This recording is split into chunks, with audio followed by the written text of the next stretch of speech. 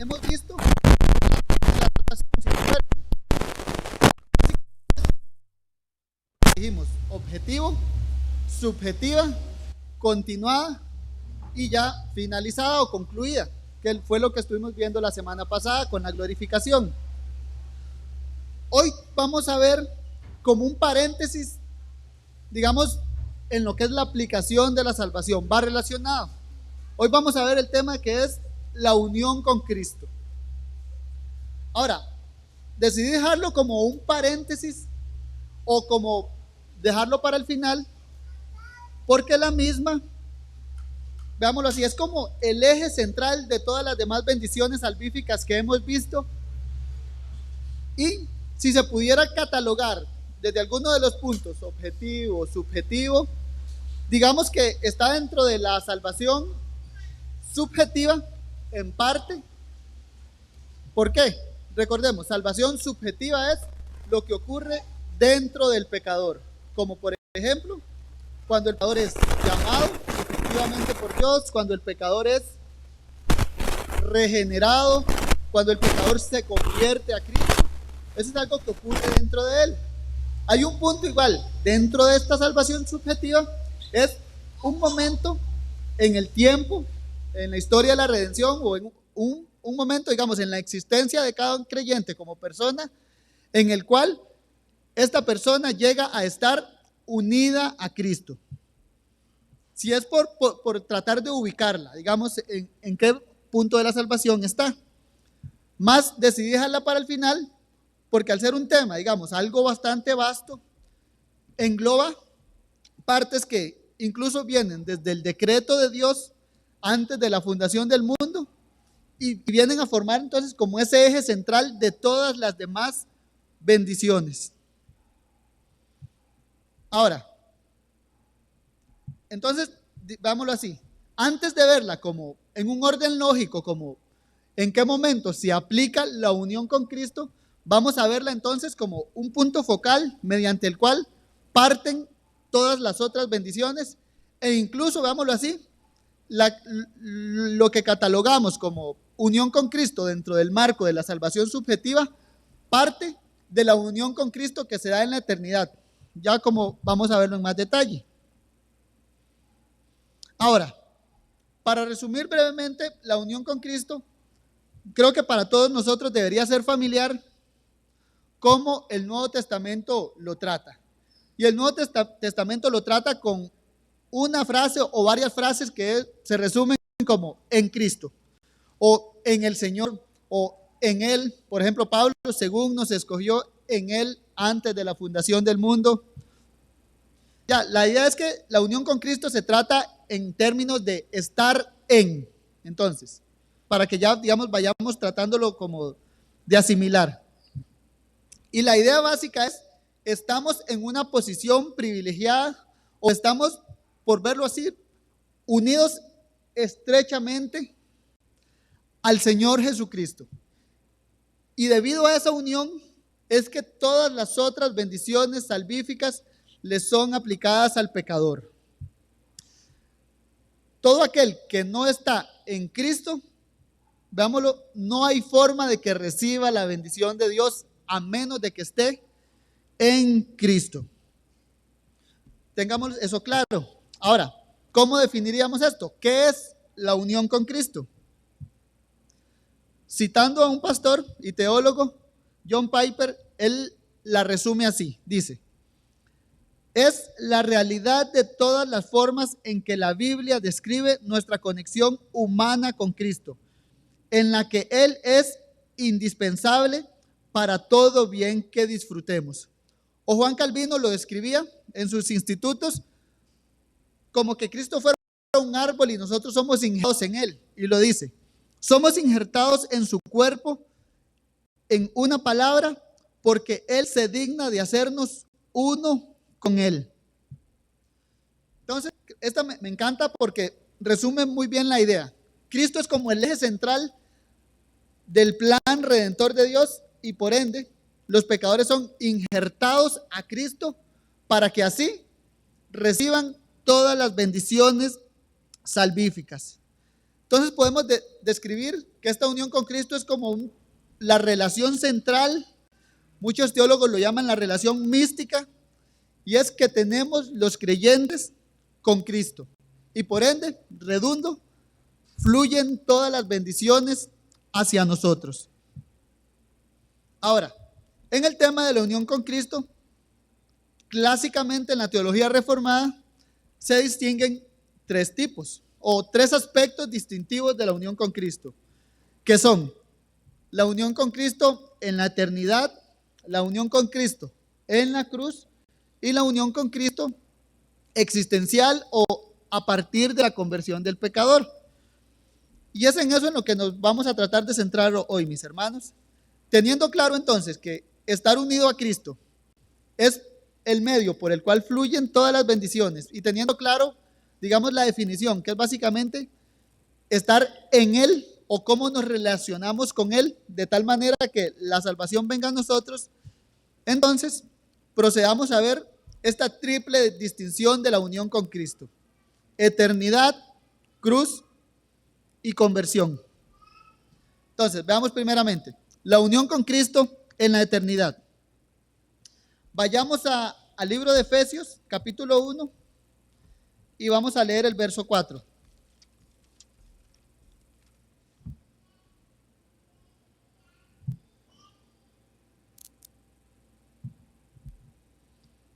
Efesios 1, versículo 4.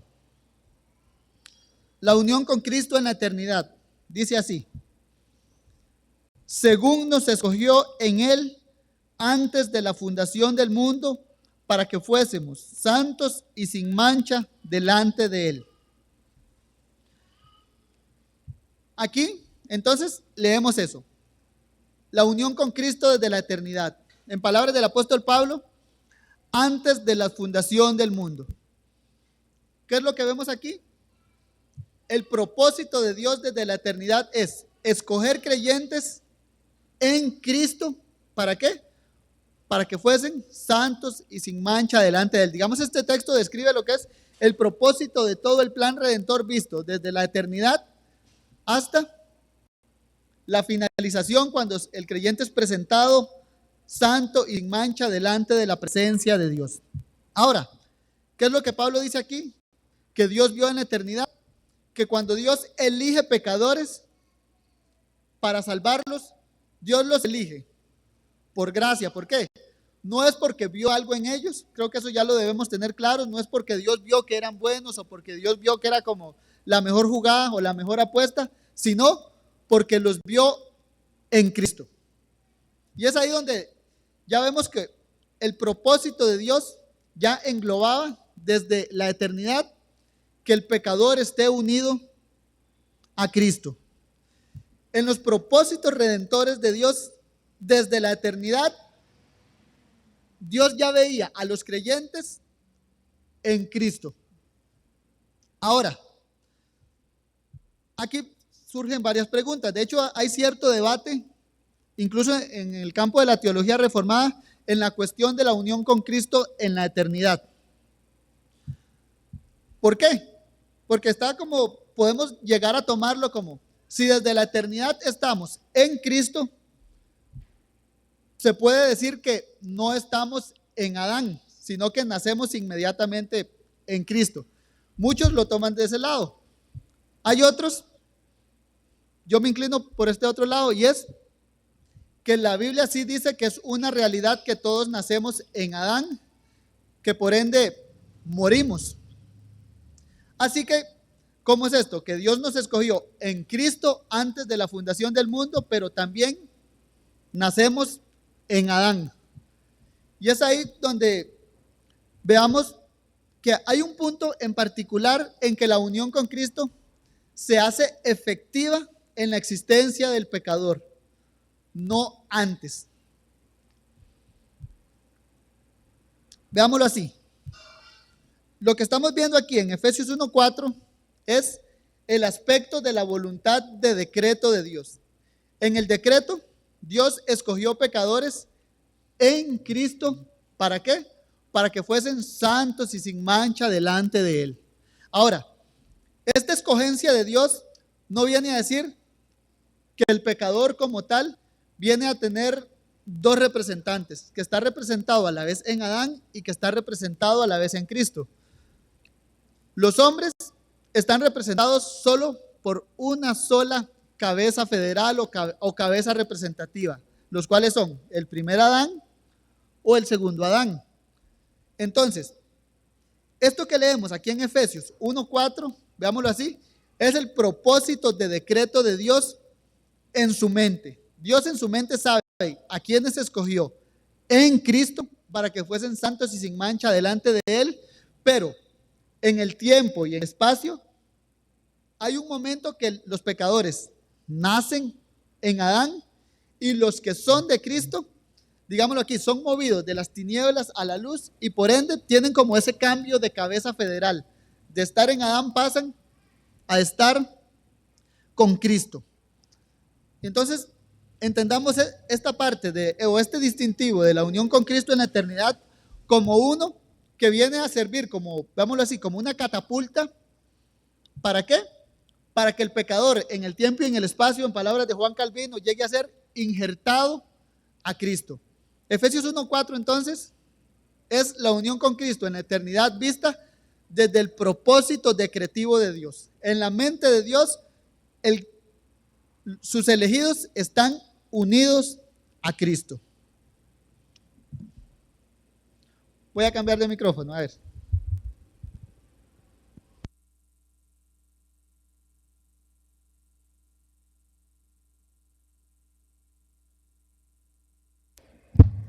No, vuelvo a era una prueba. Ok, entonces, hermanos, para tener claro, la unión con Cristo en la eternidad responde al propósito eterno de Dios o a su decreto. Ahora, veamos la otra parte. La unión con Cristo en la cruz. Podemos ir a un pasaje, vayamos a Romanos 6, versículos 5 al 10. Romanos 6, versículos 5 al 10.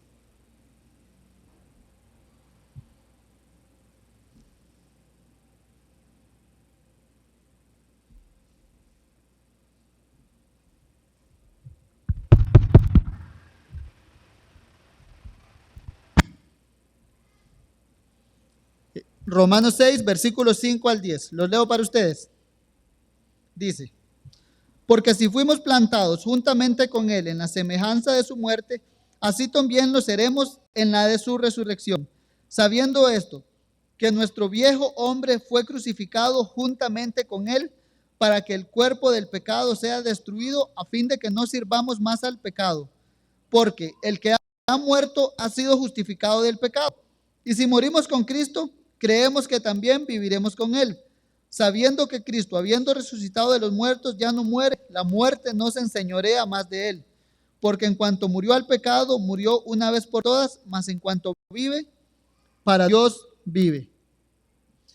En este texto, hermanos, tenemos resumido lo que es entonces, dije, la unión con Cristo en el momento de la obra redentora, cuando la obra de Cristo o cuando el plan redentor se ejecutó en el tiempo y en el espacio. La unión con Cristo entonces en la cruz.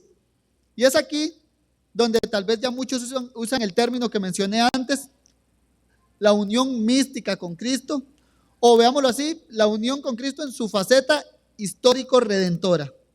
¿Y qué es la idea de esto?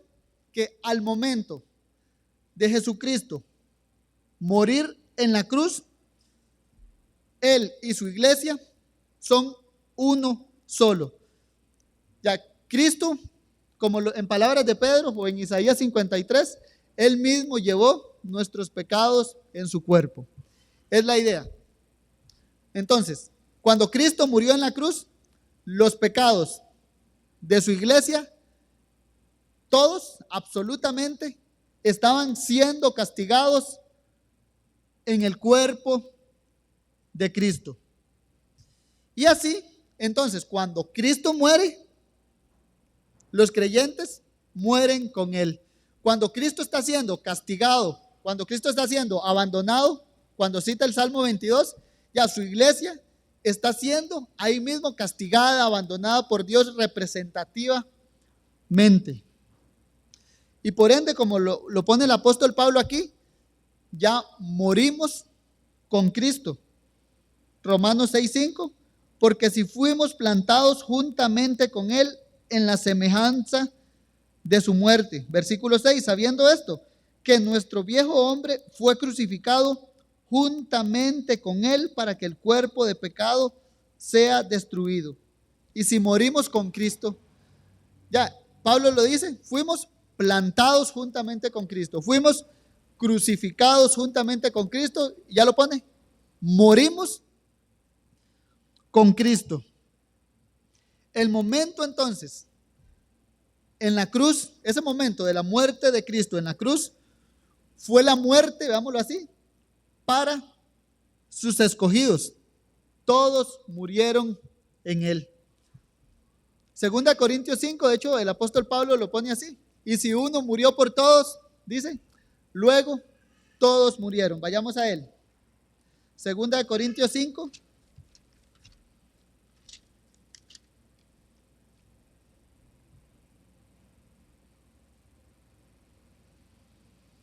Versículo 14. 2 Corintios 5, versículo 14 dice, porque el amor de Cristo nos constriñe. Esto nos conmueve o nos impulsa.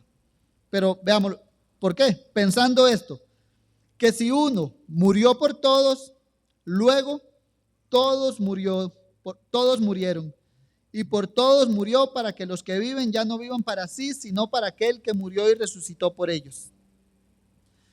Entonces, hermanos, el punto a entender aquí es la iglesia del Señor, los elegidos de Dios al momento de la cruz estaban tan unidos a Cristo que en realidad la muerte de Cristo les es tomada, o a los creyentes nos es tomada como nuestra propia muerte.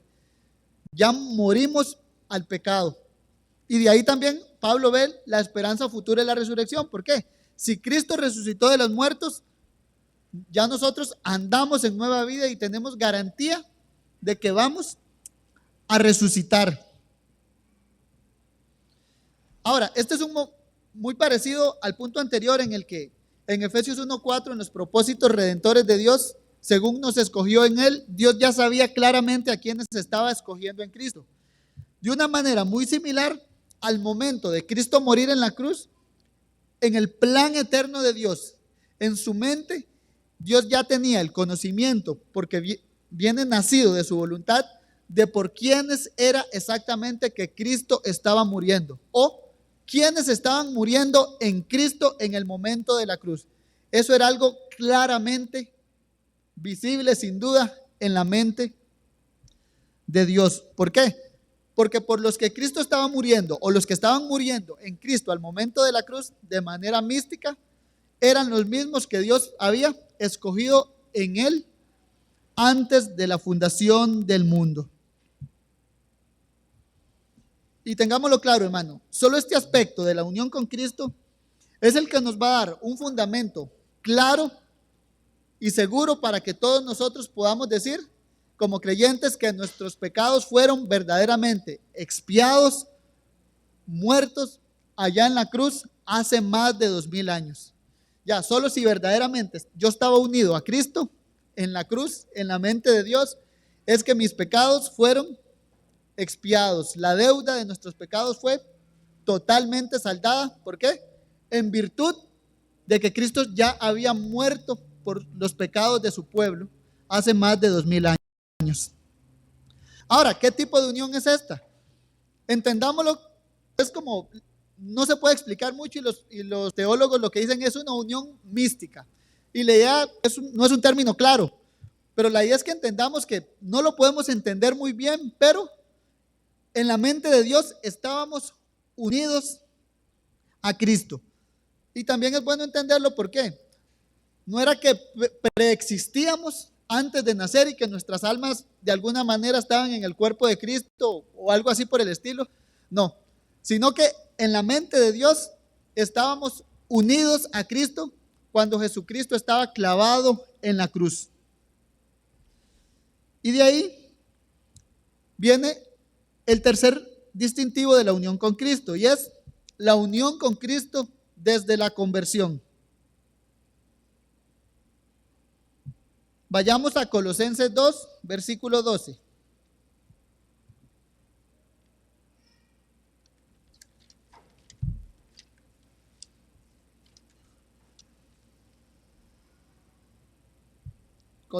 Colosenses 2:12. Y aquí, mis hermanos, ya vemos cuando esto que estábamos viendo de la unión con Cristo en la eternidad, la unión con Cristo en la cruz, ahora viene a hacer efecto en el tiempo y en el espacio. Digamos, viene a ser una realidad existencial para cada creyente. Colosenses 2:12. Leámoslo. Dice: sepultados con él en el bautismo, en el cual fuisteis también resucitados con él mediante la fe en el poder de Dios que le levantó de los muertos. Pablo aquí está hablando entonces de la realidad presente del creyente, y es que ya estamos muertos al pecado, que ya fuimos sepultados con Cristo. No solo morimos con Cristo, sino que, veámoslo así, ya en el tiempo y en el espacio, Pablo lo dice, sepultados con él en el bautismo, en el cual también fuisteis resucitados mediante la fe en el poder de Dios que le levantó de los muertos. Pablo aquí ya está argumentando entonces la existencia del creyente, que el creyente experimentó lo que es morir al pecado, lo que es también, veámoslo así, el creyente ya experimentó ser resucitado de los muertos, como lo dice Efesios 2:1, Él os dio vida cuando estabais muertos en delitos y pecados. Esa es la resurrección que el creyente está experimentando en esta vida. ¿Por qué? En virtud de que Cristo ya resucitó de los muertos. Ahora, ¿y esto qué? Esto es entonces la unión con Cristo vista en el tiempo. ¿Por qué? El cambio de carácter que los creyentes experimentamos está fundamentado entonces en que estamos verdaderamente unidos a Cristo. Romanos 6:11, si gustan lo leemos.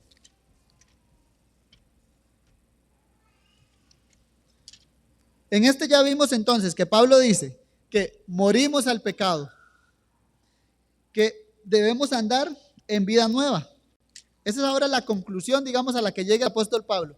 Ya fuimos sepultados juntamente con él, fuimos crucificados juntamente con él, y de ahí entonces, ¿qué se espera de los que ya están unidos a Cristo?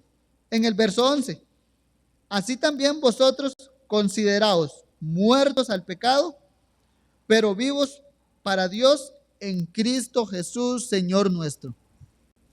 Y esta es la realidad presente de todos los creyentes, que en virtud de la unión con Cristo, morimos al pecado y andamos en nueva vida. O como lo dice 2 Corintios 5:17, todo el que está en Cristo, todo el que actualmente está en Cristo, dice, nueva criatura es. Y como es nueva criatura, entonces, lo que dice Pablo, considerados muertos al pecado, pero vivos para con Dios.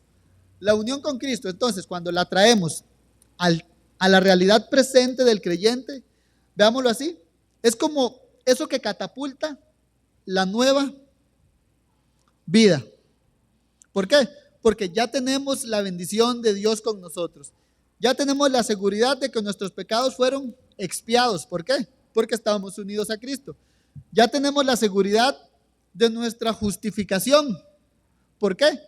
Porque la unión con Cristo es la garantía de todas las bendiciones que hemos visto. Cristo es justo y por estar unidos a Él es que los creyentes somos considerados justos. Cristo es santo y por estar unidos a Él, entonces, lógico que los creyentes somos considerados santos. Cristo es Hijo de Dios y por estar unidos a Él, consecuentemente nosotros somos adoptados como hijos de Dios. Y es ahí donde, hermanos, vamos entendiendo esto, que la unión con Cristo es el eje central del cual se desprenden todas las bendiciones salvíficas. Y de ahí que todo el que está en Cristo es bendito, o ya, de verdad es nueva criatura, porque es adoptado, santificado, justificado, regenerado, llamado, etcétera. Todo lo que hemos visto fluye de la unión con Cristo. Vayamos a 1 Juan 5:11.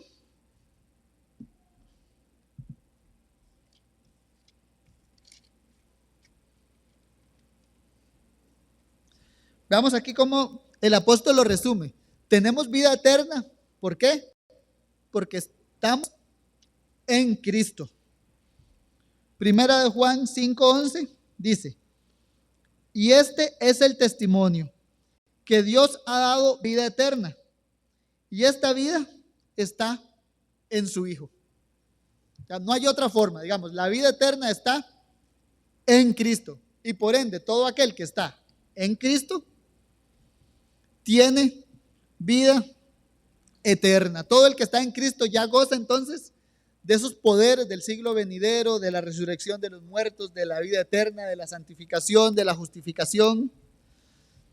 Y de ahí que ese estar en Cristo, al momento, digámoslo así, de la existencia, también se torna en el todo del creyente. Una manera de entenderlo, mis hermanos, es como se daba la vida en el Antiguo Testamento. El pueblo de Dios estaba en Israel, veámoslo así. En otro lado no recibía bendición, se podía ir para Canaán, se podía ir a Egipto, pero no, la bendición de Dios estaba en Israel. Algo así es ahora la vida del creyente en Cristo, el verdadero Israel. Y por ende, todo lo que el cristiano hace, lo hace en ese tono de en Cristo. Por ejemplo, en Romanos 9:1, Pablo dice: verdad digo en Cristo. Ya el cristiano habla en Cristo. ¿Por qué? Porque está unido a Él. Ahí mismo en Romanos 15:17, Pablo habla de que tengo algo de gloriarme o de qué enorgullecerme, dice. Y Pablo dice, ¿me glorío en qué? En Cristo. Tengo pues de qué gloriarme en Cristo Jesús en lo que a Dios se refiere. La gloria de Pablo era en Cristo. Y de ahí, hermanos, de hecho, creo que nos puede ser algo familiar ver cómo el Nuevo Testamento habla de todo en esos términos. Por ejemplo, ¿cómo le habla Pablo a las esposas? Que estén sujetas a sus maridos, ¿cómo? En el Señor. Efesios 6, hijos, obedeced en el Señor a vuestros padres. El punto que debemos entender es esto, que la unión con Cristo, entonces, traída a la existencia desde el momento de nuestra conversión, es lo que motiva la nueva vida del creyente y lo que motiva a obedecer los mandamientos de Dios. Y esto sería por hoy, mis hermanos. De hoy en 8 vamos a ahondar un poco más y a terminar ya lo que es la doctrina de la unión con Cristo para ir finalizando esta escuela dominical. Por hoy estamos bien. Si tienen dudas o preguntas, me las pueden hacer llegar o al hermano Mariano, que estamos para servirles.